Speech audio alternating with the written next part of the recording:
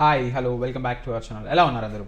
So చాలా మంది parents నన్ను రీసెంట్గా అడుగుతున్న క్వశ్చన్ ఏంటంటే, కాంటాక్ట్ అవుతూ ఉన్నారు మన కన్సల్టెన్సీ గురించి. కాంటాక్ట్ అయ్యి వాళ్ళు అడుగుతుంది ఏంటంటే, మా బాబుకి 7.5 సీజీపీ ఉంది, 8 సీజీపీ ఉంది, 7 ఉంది, మాకు పబ్లిక్ యూనివర్సిటీస్లో అడ్మిషన్ వస్తుందా? ఇన్ కేస్ తక్కువ సీజీపీ ఉంటే ఏం చేయాలి? అండ్ ఇంకొంతమంది స్టూడెంట్స్ అడుగుతున్నారు, అన్న ఐఎల్టీఎస్ స్కోర్ ఎంత ఉండాలన్నా, పర్సంటేజ్ ఎంత ఉండాలన్నా, జర్మన్ లాంగ్వేజ్ అవసరమా, వర్క్ ఎక్స్పీరియన్స్ ఏమైనా అవసరమా, మీరు ఏమైనా సజెస్ట్ చేస్తారా, కొంచెం ఎక్స్ప్లెయిన్ చేయండి అన్న అని చెప్పేసి అడుగుతున్నారు. సో వీటన్నిటి పాయింట్స్ గురించి వీడియోలో మాట్లాడుకుందాం. మెయిన్ ఈ వీడియో టైటిల్ ఏంటంటే, మనం పబ్లిక్ యూనివర్సిటీస్లో అడ్మిషన్ రావాలి అంటే మనకి ఎటువంటి రిక్వైర్మెంట్స్ ఉండాలి, ఇన్ కేస్ తక్కువ రిక్వైర్మెంట్స్ ఉంటే మనం ఏం చేయాలి, ఈ పాయింట్ మీద ఫోకస్ చేస్తే ఈ వీడియోని కంప్లీట్గా ఎండ్ చేద్దాం. అండ్ దాంతోపాటు మీలో ఆర్ మీ ఫ్రెండ్స్ కానీ మీ ఫ్యామిలీ మెంబర్స్ కానీ ఎవరైనా జర్మనీకి ప్లాన్ చేస్తుంటే మన ఏఆర్ కేర్ అబ్రాడ్ కన్సల్టెన్సీస్ మీద సజెస్ట్ చేయండి. మన AR care in Germany YouTube channel కూడా సజెస్ట్ చేయండి.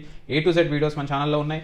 అండ్ మన కన్సల్టెన్సీలో వన్స్ సైన్ అప్ అయ్యి లాగిన్ అయినట్లయితే మీకు అప్లై నౌలో జర్మనీ సెలెక్ట్ చేసి మీ కాంటాక్ట్ ఫామ్ ఫిల్ చేసినట్లయితే మిమ్మల్ని వితిన్ 4 to 5 డేస్లో మా ఎంప్లాయ్ మిమ్మల్ని కాంటాక్ట్ అయ్యి మీ డీటెయిల్స్ ఏంటి, మీకు ఏం అవసరం, ఎవ్రీథింగ్ మీకు అయితే ఎక్స్ప్లెయిన్ చేస్తారు.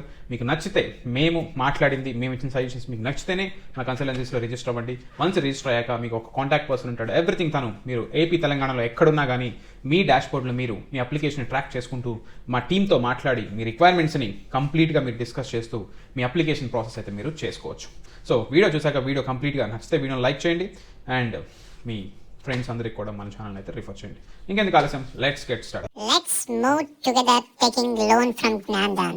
And please open Expat your blocked account and use Instagram to transfer money to blocked account. Links in the description.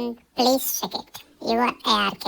So present ఇప్పుడు మెకానికల్ ఇంజనీర్ అయినా, లేకపోతే ఈసీ అయినా, ట్రిబుల్ అయినా, సిఎస్ఈ అయినా, లేదా మీరు బయోటెక్నాలజీ బ్యాక్గ్రౌండ్ నుంచి వచ్చిన, ఫార్మాసిటికల్ నుంచి వచ్చిన, ఎంబీఏ రిలేటెడ్ వచ్చిన ఎవరికైనా ఫస్ట్ క్రైటీరియా పబ్లిక్ యూనివర్సిటీస్లో అడ్మిషన్ రావాలి అంటే మీ పర్సంటేజ్. అది మీ బీటెక్లో కానీ మీ డిగ్రీలో కానీ మీకు ఎంత పర్సంటేజ్ ఉంది అనేది ఫస్ట్ ఇంపార్టెంట్ క్రైటీరియా. సో కొంతమంది అంటున్నారు, అన్న నాకు 7 సీజీపీఏ ఉంది, 7.5 ఉంది, 8 ఉంది అని చెప్పేసి అడుగుతున్నారు.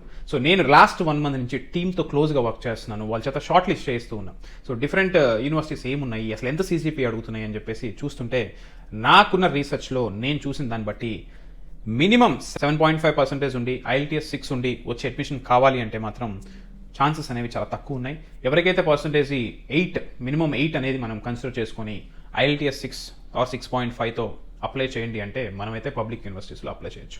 అండ్ మీరు అడగొచ్చు, సరే ఇప్పుడు మాకు 7.5 ఉంది, ఏం చేయాలి, మాకు పబ్లిక్ యూనివర్సిటీస్లో అడ్మిషన్ రావాలంటే ఏం చేయాలి? సో మీకున్న బెస్ట్ ఆప్షన్ ఏంటంటే జర్మన్ లాంగ్వేజ్ నేర్చుకోండి. మీకు టైం ఉంది, టైంలో మినిమం A2 కానీ B1 కానీ మీరు పోయితే జర్మన్ లాంగ్వేజ్ మీరు క్లియర్ చేసినట్లయితే మీకు ఛాన్సెస్ అనేవి పెరుగుతాయి. మీకు 7.5 సీజీపీఏ ఉన్నా కానీ మీకు ఏదైతే ఈ German language A2 B1 గోయితే certificate అనేది మీకు యాడ్ అవుతుందో, మీకు ఐఎల్టీఎస్ 6.5 మీకు యాడ్ అవుతుందో మీకు ఛాన్సెస్ అనేవి పెరుగుతాయి.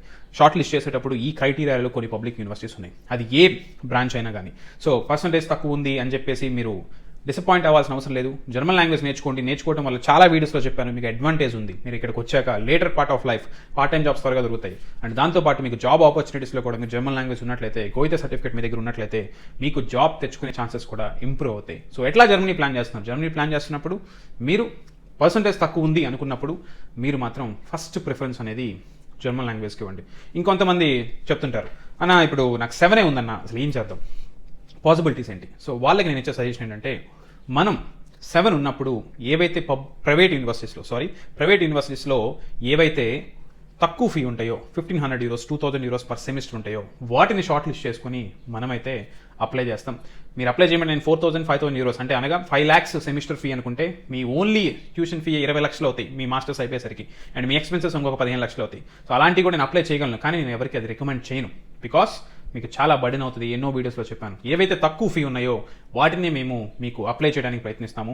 అండ్ కోర్స్ పెద్ద ప్రైవేట్ యూనివర్సిటీస్ అప్లై చేస్తే మాకు ఎక్కువ కమిషన్ కూడా వస్తుంది, కానీ దానివల్ల మాకు బెనిఫిట్ ఉంటుంది, కానీ స్టూడెంట్గా మీకైతే పెద్ద బెనిఫిట్ ఉండదు. ఎప్పుడైనా మంచి కోర్సు తీసుకొని, ఈవెన్ దో అది 2,000 euros అయినా మంచి కోర్స్ తీసుకొని దానికి రిలేటెడ్ మీరు స్కిల్స్ డెవలప్ చేసుకుంటూ అండ్ జర్మన్ లాంగ్వేజ్ డెవలప్ చేసుకుంటూ ఎప్పుడైతే మీరు మీ మాస్టర్స్ని కంప్లీట్ చేస్తారో మీకు జాబ్ తెచ్చుకునే ఛాన్సెస్ అనేవి ఎక్కువ ఉంటాయి. సో మళ్ళీ చెప్తున్నాను, రిక్వైర్మెంట్స్ 8 CGPA ఉంటే ఛాన్సెస్ చాలా ఎక్కువ ఉన్నట్లు పబ్లిక్ యూనివర్సిటీస్లో. అదే మీకు 7.5 CGPA ఉన్నట్లయితే నేను ఇచ్చే సజెషన్ మినిమం జర్మన్ A2 అనేది క్లియర్ చేయండి, ఆర్ B1 కుదిరితే క్లియర్ చేయండి. మీకు ఛాన్సెస్ అనేవి పెరుగుతాయి పబ్లిక్ యూనివర్సిటీస్లో. IELTS 6.5 ఉన్నా సరిపోద్ది. అండ్ మీకు 7 CGPA ఉన్నట్లయితే మాత్రం కంప్లీట్గా మీరు మినిమం B1 కానీ B2 కానీ మీరు కంప్లీట్ చేసినట్లయితే జర్మన్ లాంగ్వేజ్లో మీకు ఛాన్సెస్ అనేవి పబ్లిక్ యూనివర్సిటీస్లో పెరుగుతాయి. సో ఎలా ఏంటి కన్ఫ్యూజన్గా ఉంటే కోర్స్ మీరు మా కన్సల్టెన్సీ కాంటాక్ట్ ఫామ్ ఫిల్ చేయండి. నేను ఒక మెంబర్ని మీకు అసైన్ చేస్తాను, అతను మీకు ఇంకొంచెం క్లియర్గా ఎక్స్ప్లెయిన్ చేస్తాడు. And me profile me first focus చేసేది ఏంటంటే అసలు మీ ప్రొఫైల్ ఎవాల్యుయేషన్, మీకున్న పర్సంటేజ్కి మీకున్న రిక్వైర్మెంట్కి అడ్మిషన్ వస్తుందా రాదా, పాసిబిలిటీస్ ఏంటి, పబ్లిక్లో ఎంత ఉంది, ప్రైవేట్లో ఎంత ఉంది, ప్రైవేట్లో 2000 euros కన్నా తక్కువ ఎంత ఉన్నాయి అనేది మేమైతే ఫస్ట్ ఫోకస్ అయితే చేస్తాము. మేబీ మీరు అనుకోవచ్చు అదేముంది ఈజీగా సెలెక్ట్ చేసుకోవచ్చు కదా అని. కాదు, ప్రతి ఇండివిజువల్ మాడ్యూల్స్ ఉంటాయి, మాడ్యూల్స్లోకి వెళ్ళి చూడాలి మీకు ఏది మ్యాచ్ అవుతుంది ఏది మ్యాచ్ అవ్వట్లేదు. ఇన్ కేస్ మీకు లేకపోతే మేము ఉన్నదే చెప్తాం, లేదు కష్టము పాసిబిలిటీ అవ్వదని, అవుద్దని చెప్పి మళ్ళీ నెక్స్ట్ అది అవ్వకుండా మా క్రెడిబిలిటీని అయితే మేము మిస్ చేసుకోవాలనుకోవట్లేదు. సో ఇలా ఉన్న CGPని అయితే మేము మ్యాక్స్ మీకు పబ్లిక్ యూనివర్సిటీస్లో అడ్మిషన్ తెప్పించడానికి అయితే ప్రయత్నిస్తున్నాం. ఇన్ కేస్ లేకపోతే మీకు క్లియర్గా చెప్తాం ప్రైవేట్లో ఛాన్సెస్ ఉన్నాయని, మీరు ఓకే అంటే అప్లై చేస్తాం, లేకపోతే లేదు. సో ఇంకొకటి వర్క్ ఎక్స్పీరియన్స్ ఆర్ ఇంటర్న్షిప్స్.